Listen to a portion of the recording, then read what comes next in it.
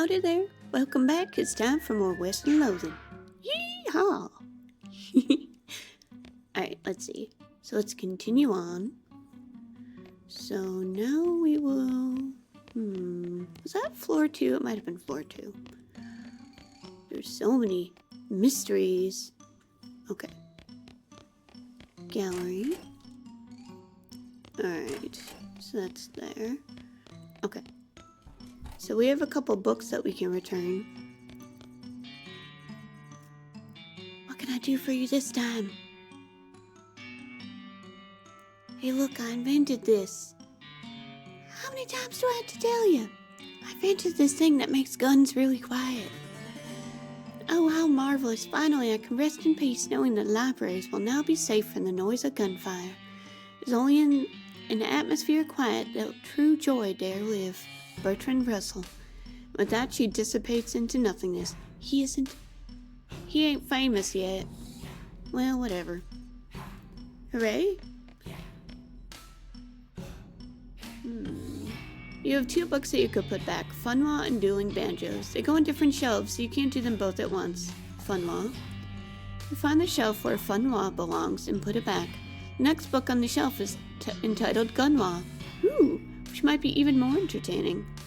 Ooh, okay. We'll definitely give this a shot. Ooh. You learn basically everything there is to know about gun law. Now you can be the prosecuting attorney and defense counsel, in addition to judge, jury, and executioner.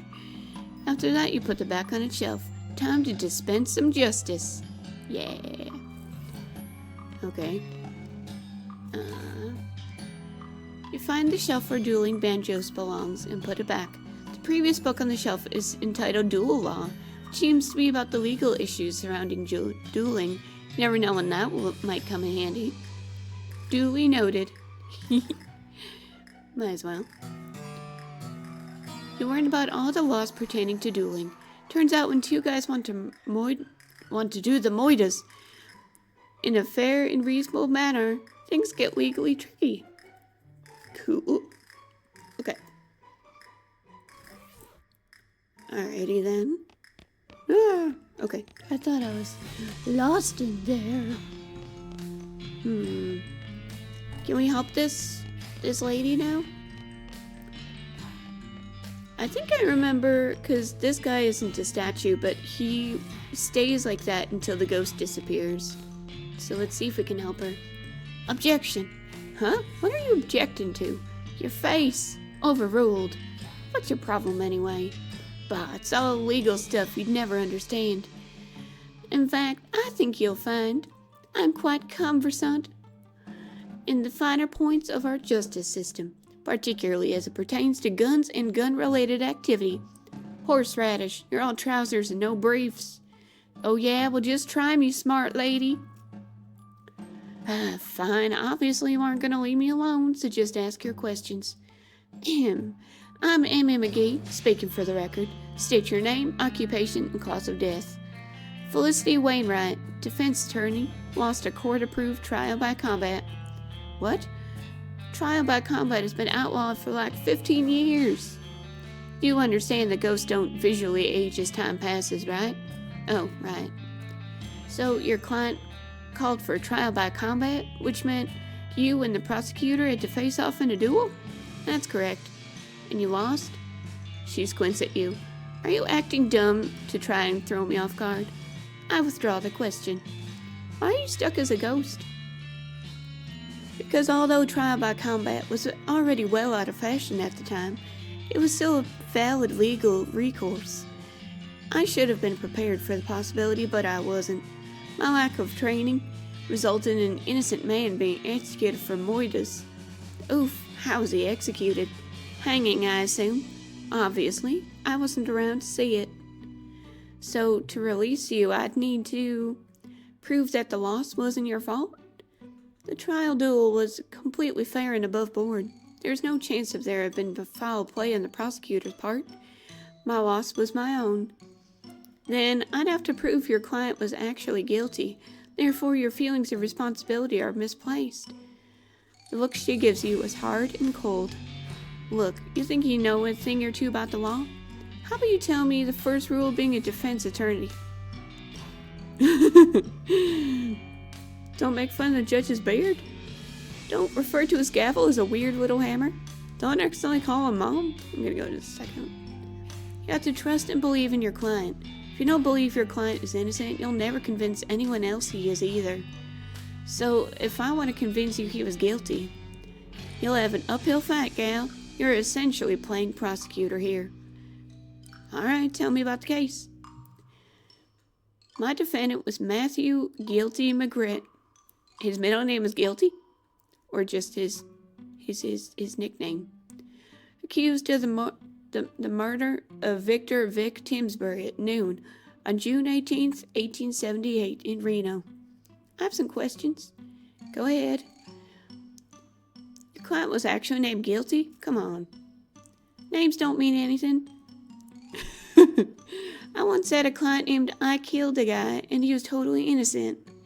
For someone's actual legal name, sure, but nicknames are usually given with some sort of basis. You've never met a really tall guy called Tiny, or a fat guy called Slim? Arguably, the nickname Guilty would reinforce my client's innocence. Sorry, I had to take a sip of tea. That's totally absurd, but I'll let it rest for now. Let me ask something else. Go ahead. What was the cause of death? Timsbury was shot through the heart with a .45 caliber revolver. And did McCready own such a gun?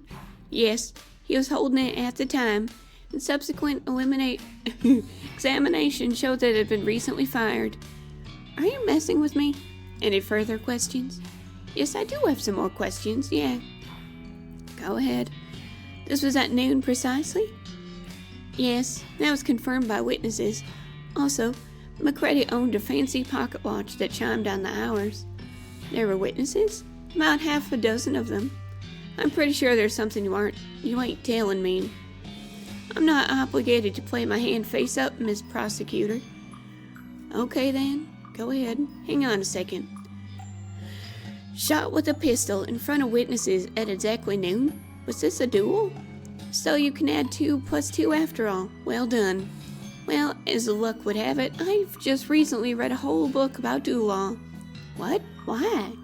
No reason. I just happened across it in the library and thought it might be interesting. You read an entire code of law? You found it random just for the heck of it? Yep. Heck yeah. Let me just do a quick review. A duel is legal provided it's between exactly 2 people at a specific prearranged time and place, using the same or at least essentially similar weapons. And they have to either face each other down and quick draw at the appointed moment, or do the 10 paces turn and fire routine. Is that right? That's the gist of it, yes. So I guess let's start with you telling me the facts of the case, and I'll interrupt you rudely if I have any questions. Alright, but if you push me on trivial nonsense, I'll get mad and you'll have to start over. That seems fair. Go ahead. McCready and Timsbury got into an argument in a saloon on the evening of June 17th. Apparently, Timsbury accused McCready of cheating at poker. Go on. I already need more tea, jeez. The bartender yelled at them to take it outside, but since it was dark out, they agreed to meet for a duel the next day. Now it would be the 18th, you said? Yes, June 18th, 1878. Okay, go on. Well, the next day they both showed up shortly before noon and squared off about 30 feet from each other. When noon struck, McCready fired, fast enough that Timsbury didn't get a shot off, on account of having his head shot off. That's pretty much the long and short of it. I'm gonna have to ask for some more details on that. Go ahead. What weapons were they using? McCready had a .45 caliber single-action army revolver. Timsbury had an older model, .36 caliber cap and ball navy revolver, which he loaded with paper cartridges instead of packing the gunpowder by hand. Objection. Those are significantly different weapons. Are you kidding me? They're both pistols. A modern cartridge revolver versus an antique cap and ball loader? That's ridiculous. That antique was in production until 1873. It was considered one of the most reliable and popular 6-shooters in the territories. Furthermore, the restriction against differing weapons in a duel is about pistols versus rifles. Or the proverbial knife and a gunfight. Or, as a more recent example, a nitwit trying to argue the law against a professional attorney. Geez, that's a bit harsh. Okay. I'm not done with you, lady.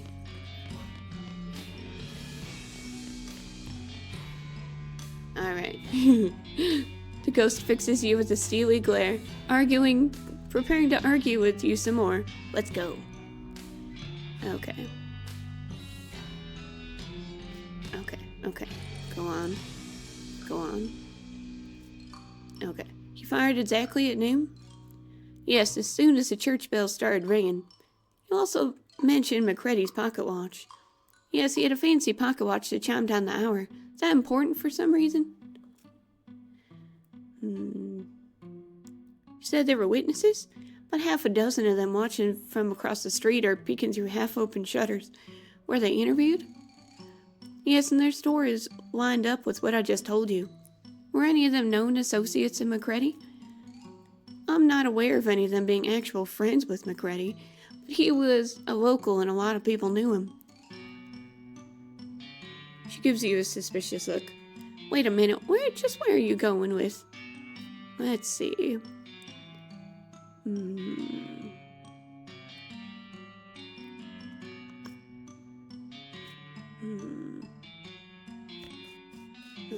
Okay.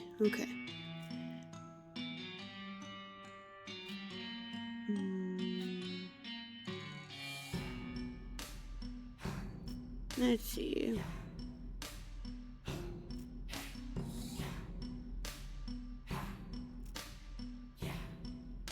So McCready fired as soon as the church bells struck noon?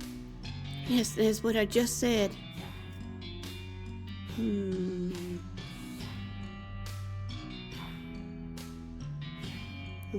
Okay.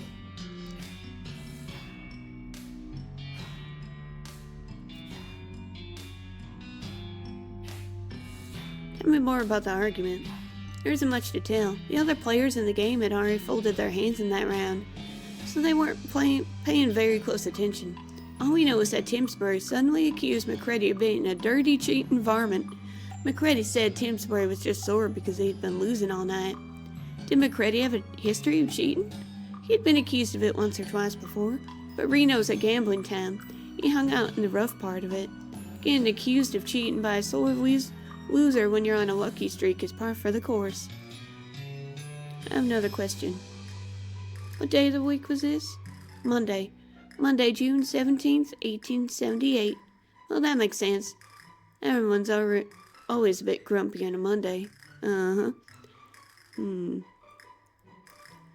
They should make the weekend Sunday and Monday instead. Then you could spend Monday relaxing instead of having to go to work.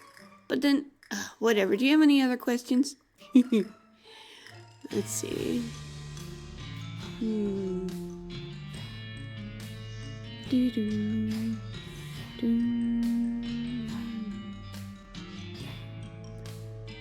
Let's see. Exactly at noon.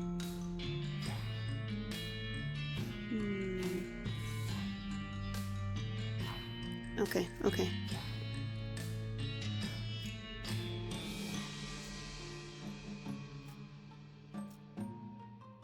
McCready was cheating. Gah! McCready had been accused of cheating in the past, and this time he was. What are you even talking about? All he had to do was set his watch a few seconds early. That don't make any sense. He didn't shoot early.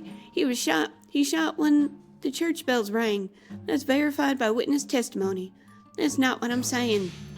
I'm saying he used the watch to warn him when the church bells were about to ring. 5-second get ready alert would have given it a huge advantage in reaction time. Ha! What do you say to that, counselor? You know, I'll give you that one. That's not bad. There's just two problems with that argument. Oh, what? Firstly, you're just guessing. You have no evidence. Ah, well. And secondly, even if Mackency was using that trick, which he may well have been, he was pretty clever. It wouldn't be illegal. What? There's nothing in dual law prohibiting the use of minor strategies like that. So long as Mackency didn't fire before the appointed time, it's all above board. Nice try, Miss Prosecutor, but I think you'd better go think about this case a bit more before trying again. Aw, well, nuts. Let's see, okay.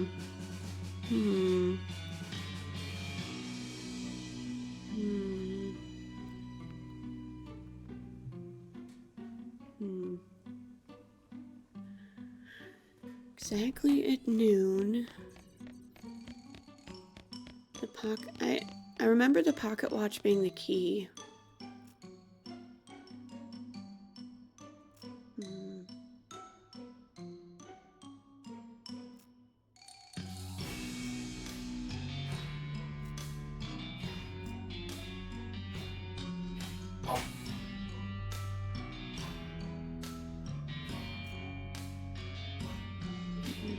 I remember her throwing a book at you if you go that route.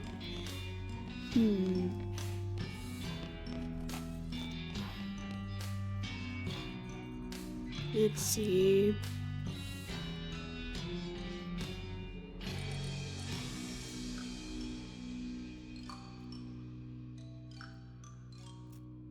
That doesn't make any kind of sense. I guess that won't work. You have no idea where to even start. Okay.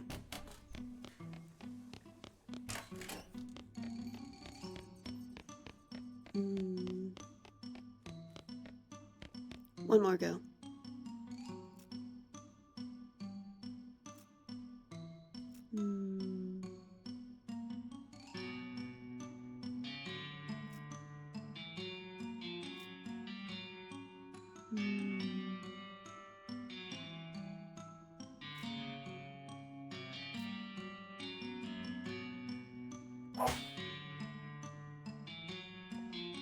Any one of those people could have interceded on Mackency's behalf. What? And done what exactly? They could have shot Timsfield with a more accurate weapon like a rifle, or then there'd been 2 gunshots instead of just one. Or are you suggesting they shot him with a poisoned blowgun dart? Well, was he tested for poison? Get out. That wasn't it. Maybe I'll come back to that. Maybe I'll do the hedge maze while I think on that. I thought for sure the pocket watch was the key.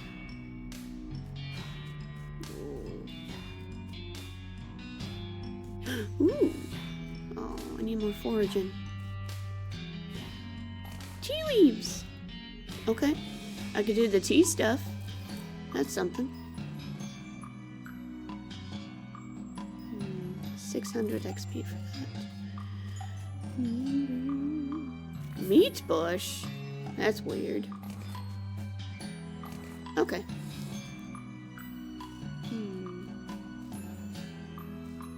Oh, hello. Oh, herbicide. Let's give it a go.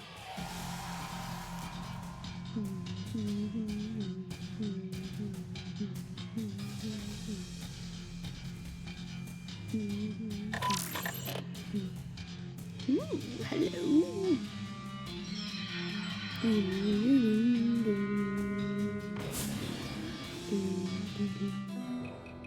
Nailed it. Magic infused leaf. Ooh. Looks like I need a token for that. I'll come back for that.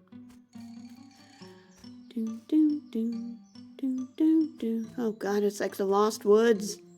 Oh no.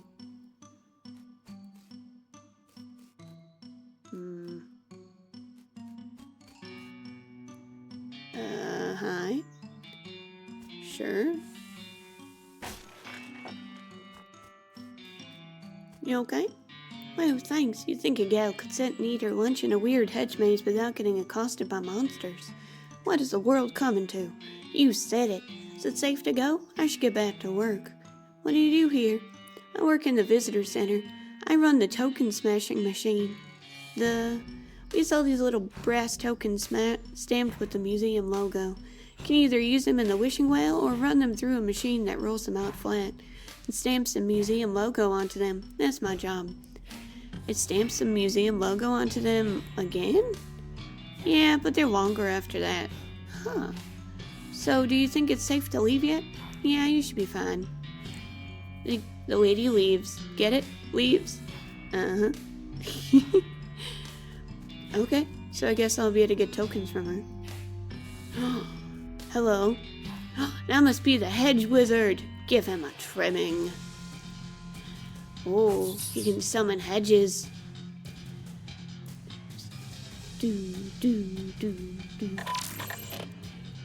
Alright, Hedge Wizard. Let's do this.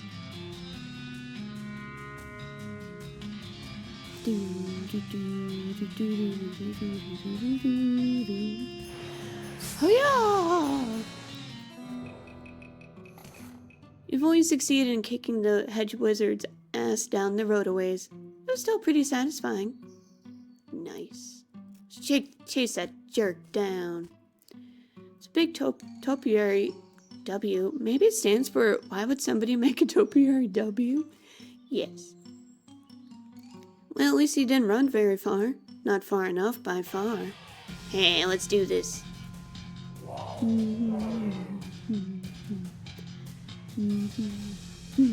Trying to shoot this target will hit a hedge goblin instead. Interesting. Increase mysticality. Increase armor.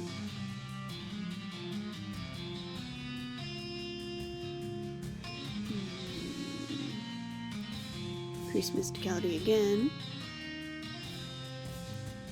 Ba-bam! Hey. Okay, this thing is getting pretty annoying, it said.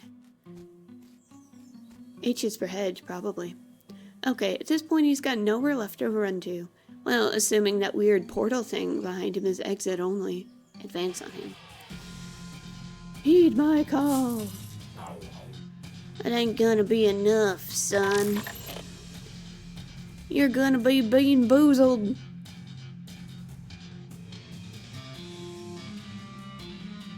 Alright.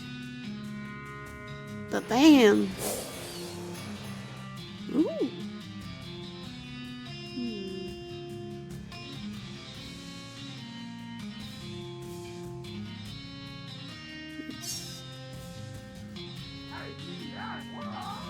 Woohoo! Good job, Gary.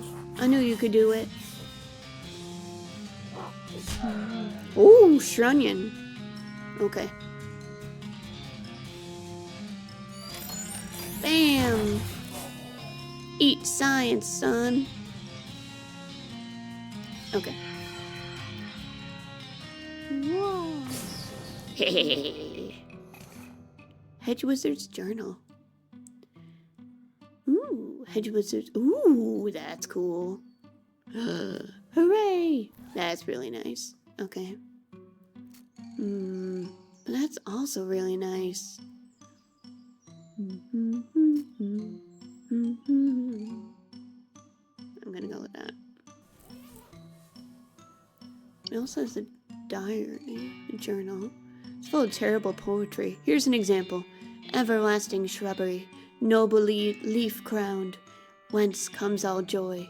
Sweet thy fragrance, wondrous thy strength. Namaste, my lord. Okay.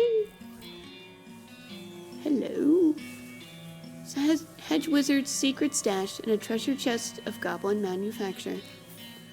Hedging your bets. Ooh. Bum bum bum bum bum ba-dum, bum. You read the book and learn about all the things that financial responsibility and decorative horticulture have in common. You've learned when to hold them, when to fold them, and when to cut them into delightful animal shapes. Ooh, plus 20% to meat gains. Nice. After reading the book, you resolve to make some budget cuts, but you mistake the book for your budget and cut it to pieces instead. Oh. Okay. The hedge orb vibrates as you bring it near the portal. Invoke it. Oh, that's right. Okay. So, you can use this portal as a way to grind against enemies. And they'll all be hedge themed. So if you need more magical leaves, you can get them here. Magic infused leaf. Do. Make something? Ooh. A hat. Wreath of florals. Ooh. Regenerate 10 HP per round of combat. That's good to know. A salad haw. A weapon? Bushwhacker. Interesting. Alright. Well, if I want to make more, I guess I know where to get more leaves. Hedge wizard. Hedge wizard.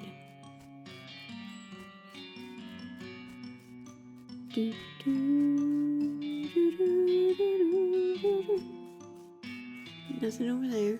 Alright.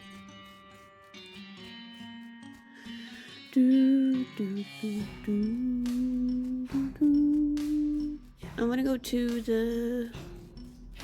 check on the visitor center. I want to get that token. Oh, hey, thanks again for rescuing me from that hedge maze. Hello. Either I never asked you what you do here, or I've already forgotten. Here. Oh, you need a token first. You can buy them from that little machine over there next to the counter. Why don't you sell them yourself? She looks sheepish. They don't let me have access to the token supply anymore, because I have too much fun smashing them. Okay.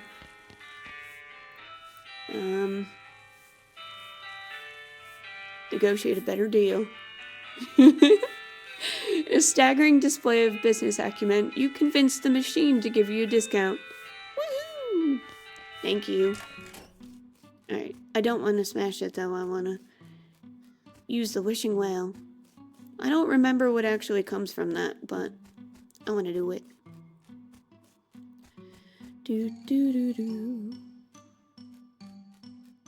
That was the first one, right? No, it must be the second one. Oh, I can take some up. Oh. I thought I could take more.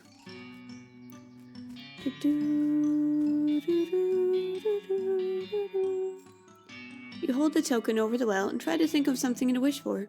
After a few seconds, you accidentally drop the token into the well without making a wish. Oh no! Dang it, I wish I had that token back. You hear some chimes and a rope appears on the wishing well's crossbeam. Well, how about that? Climb down. Oh, that's useful. I needed to go here anyway. Tea service with tea. Okay.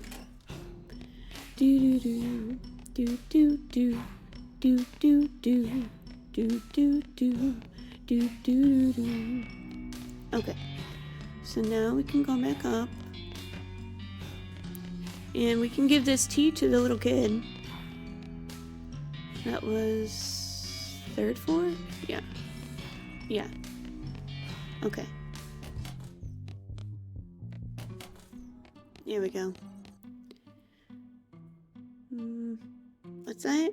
Drop of sweat rolls down his brow and he stares at the little ghost. He doesn't seem to have noticed. Leave him. Alright. Hello again, ma'am. Did you find some real tea? I sure did. Here you go. Oh, that's wonderful. Thank you. She serves the tea, and the four of you, okay, well, not the doll, sip it with your pinkies extended in genteel fashion. Then, with a giggle and a wave, she fades away. Rest in peace, kiddo. Yay! Oh, thank God. I thought that would never be over. Look at me. I'm shaking like a leaf. Kind of a freaky situation, right? Having to deal with little kids freaks me out bad enough. Having to interact with the ghost of one was horrifying. Anyway, thanks for the rescue. I need to get back to work. What do you do here? I run the candy counter in the visitor center. Oh, huh. He runs a candy counter, but he's terrified of kids? Huh. Huh is right. Yay. Do do do do do do do do do do do do do do do do do. Hey, I'm so mystical. Okay. Do do do do do do. Door's locked and no earthly force can open it. Well, maybe a whole team of horses, but good luck getting them up the elevator. Yes, who is it? Mrs. Gunn, I'm Emmy McGee. Are you with the ghost extermination people? Yes, ma'am. Florence Cunningham Ghost Annihilation Services. Emmy's my assistant. I'm your what?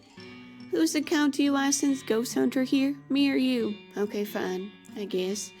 Have you been able to exterminate all the ghosts? I still feel haunted. 6 of them left, according to the scanner. We're still working on it, ma'am. Don't worry, you can count on us. Alright, please let me know when you're finished. Will do, ma'am. Alright. The sofa is tacky, both in terms of style and stuff that's been spilled on it.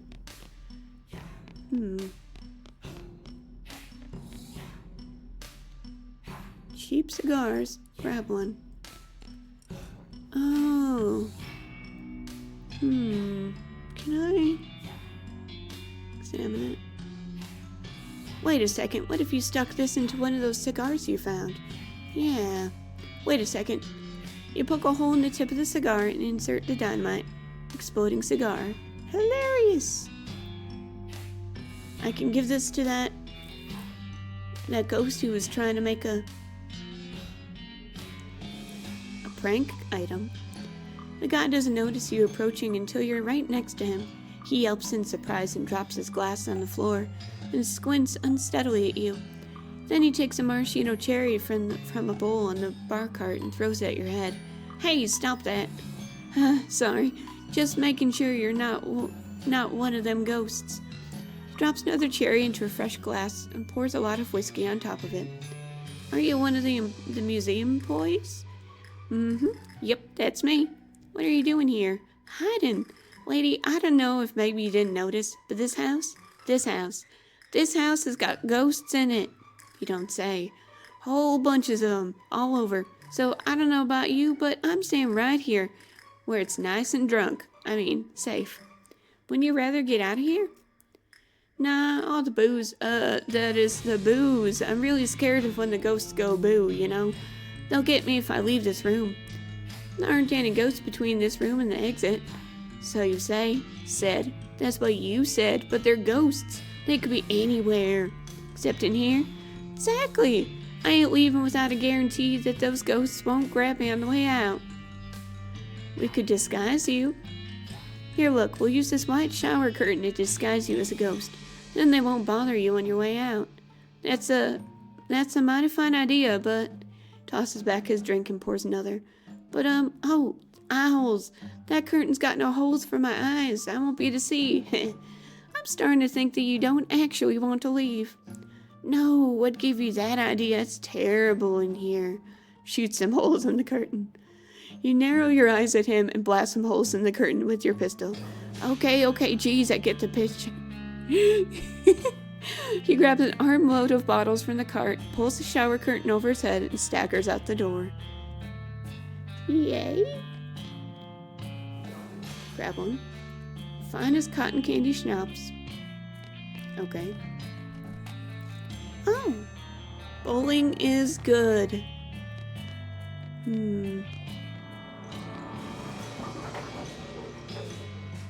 This bowling stuff is extremely broken. It's not supposed to be flying around even a little bit. I'll fix it. A boltergeist. Oh. Bum, bum, bum, bum, bum, bum, bum, bum. Blammo! Okay. Bowling ball hat. Plus 17 armor. I love it. Oh good, the XR85 was complete trash. XR86.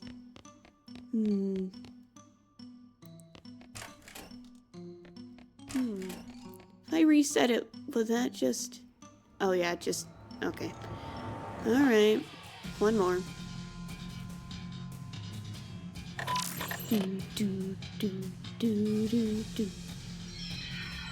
Another boltergeist. Oh no!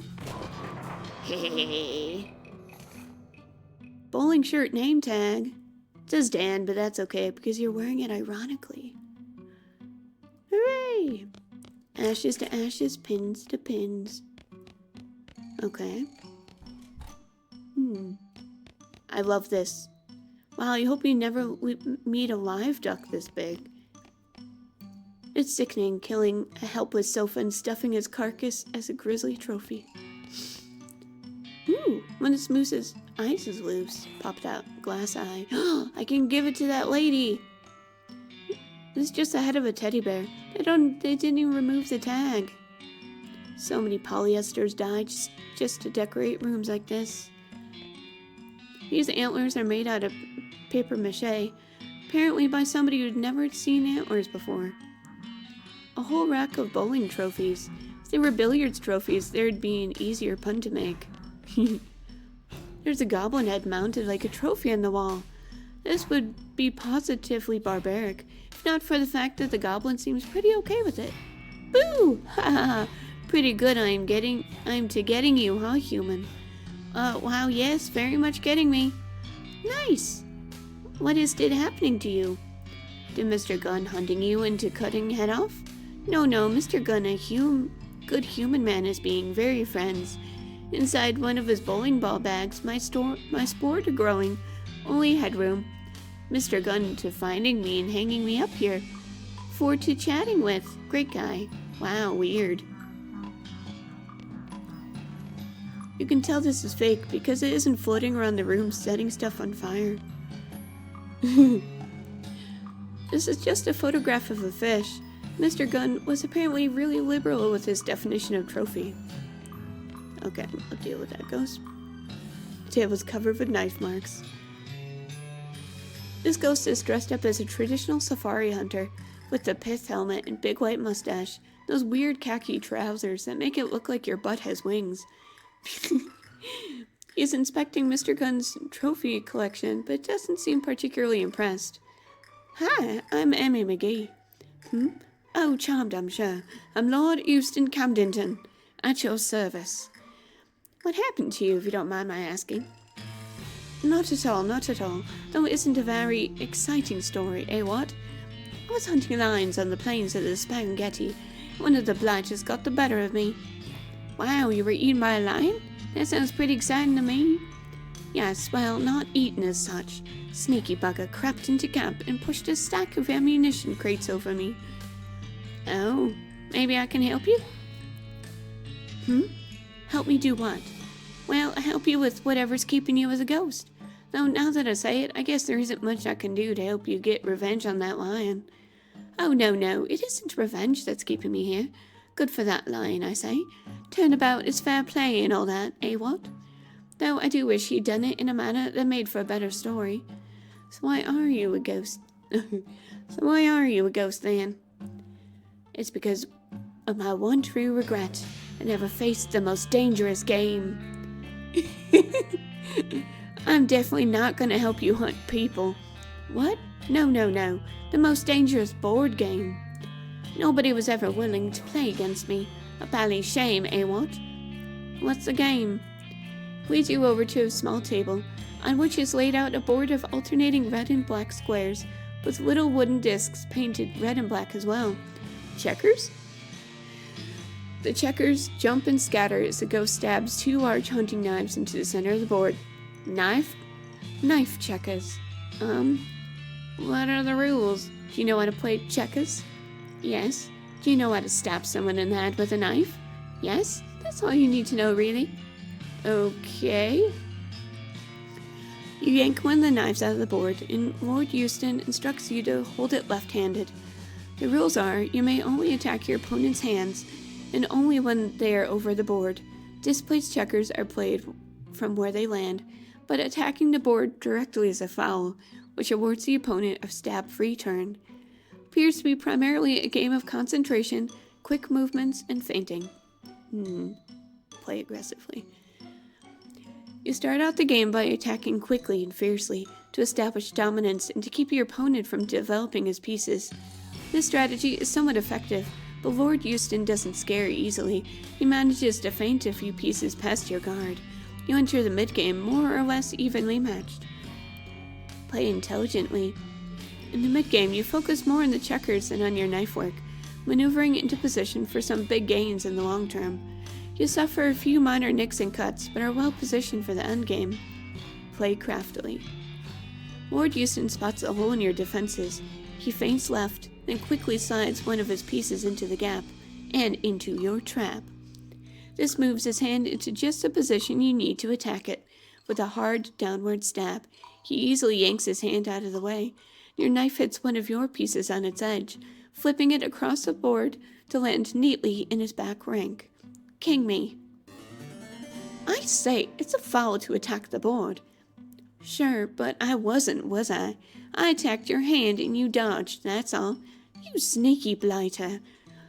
Play continues, but with a king behind Lord Euston's lines, you clean up fairly quickly. Alright, lass, I concede. Marvelous play, eh what? Well done. Gives you a smart salute and fades away into nothingness. We did it! Hooray!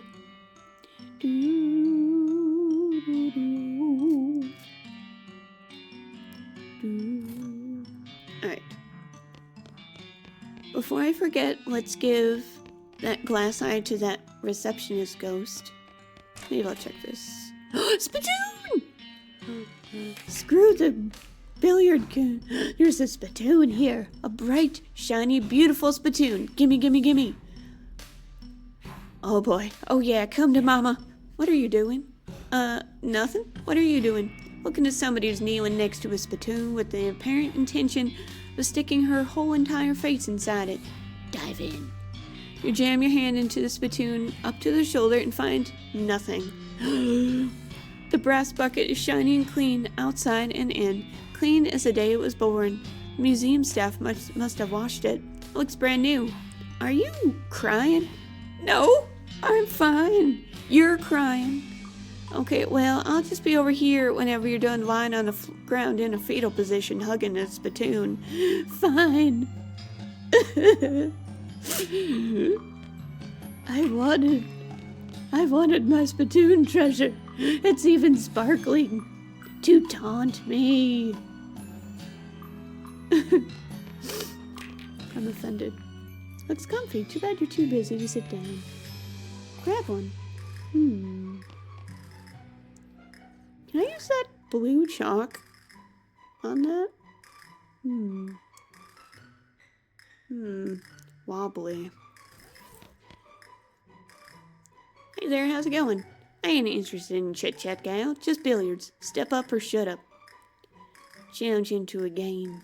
Pull out your cue and the ghost nods and racks the balls. He utterly trounces you. You just can't seem to make the balls go where you intended. That was as sad a showing as I'd ever see. Let me see that cue. Yeah, that's your problem. This thing's about as straight as a banker's handshake. What? You're gonna need to lathe this back to true if you want a chance against me. Lathe? Let's see. There's a trapdoor in the ceiling over here. Too bad you weren't like 11 feet tall.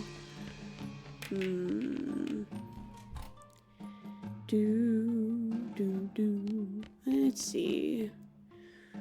Was there something in here? Mr. Gunn mostly burned garbage in this thing. Gross. Was it in the carriage house? Might have been in the carriage house. Let's see. Okay. On the way back up, I will give the glass eye. I already checked this. Oh, is this it? Yay! Balanced billiards cue. Okay. Oh, yay. Okay. So now we will go give the glass eye.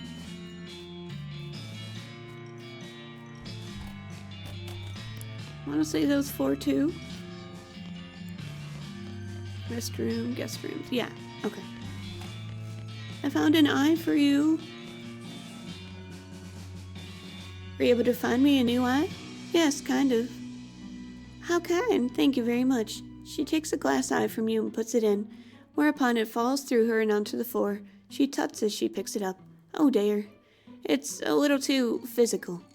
I wasn't certain that this would work. Don't worry, this is easily fixed. Do you have a hammer I can borrow? A hammer? Yes. That'll do nicely, thank you. She takes a hammer, places the glass eye on her desk, and smashes it with a precise crack. Ah, perfect.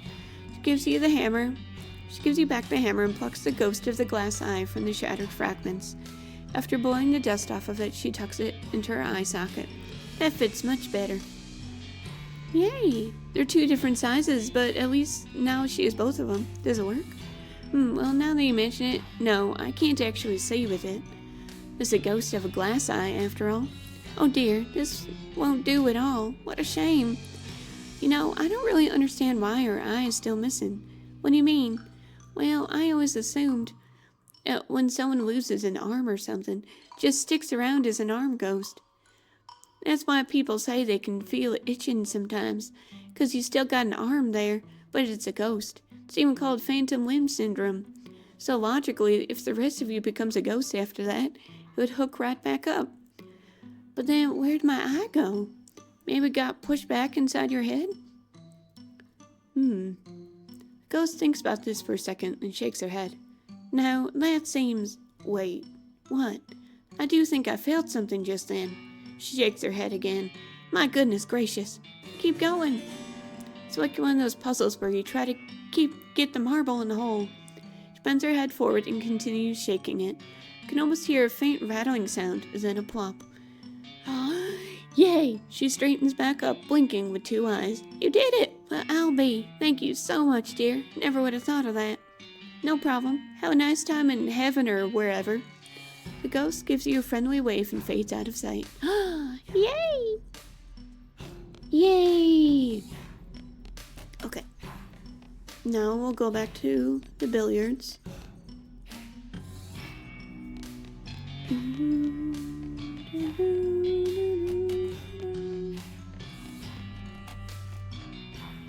That's Spittoon! Challenge into a game. It's a close match. You have to consult that geometry book a few times to just work out all the angles. The game comes down to a fight for the 8-ball. You manage to barely squeak out the win when the ghost catches an unlucky bounce off the corner of a pocket. Well, shucks. Nice shooting, Tex. Flips you a finger gun salute, winks, and fades into nothingness. Yay!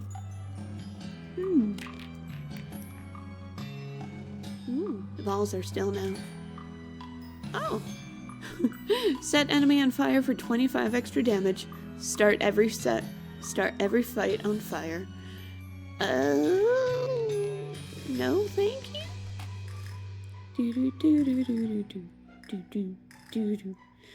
Alright, let's see here. So,